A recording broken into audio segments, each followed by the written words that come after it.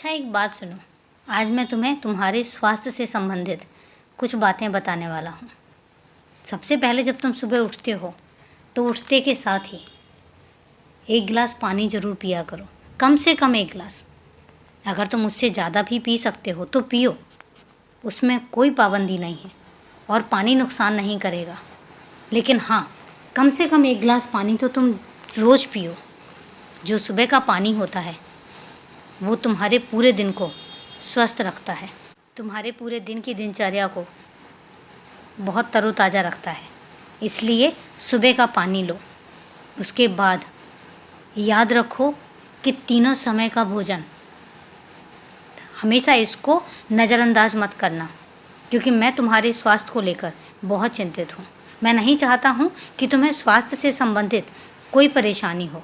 इसलिए मैं पहले ही तुम्हें बता रहा हूँ कि जो जो मैं बताता हूँ उनको तुम बहुत अच्छे से मानो, मेरी बात मानो, क्योंकि तुम्हें पता है कि तुम्हारे स्वास्थ्य और तुम्हारे लिए मैं हमेशा ही परेशान रहता हूँ।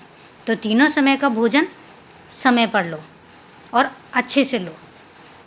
जितना हो सके घर का तरोताज़ा भोजन ही लो, क्योंकि तुम्हारा स्वास्थ्य और तुम हमेशा तरोताज़ा रहने चाहिए। इसमें कोई समझौता ना तो मैं करूँगा और ना ही मैं तुम्हें करने दूँगा।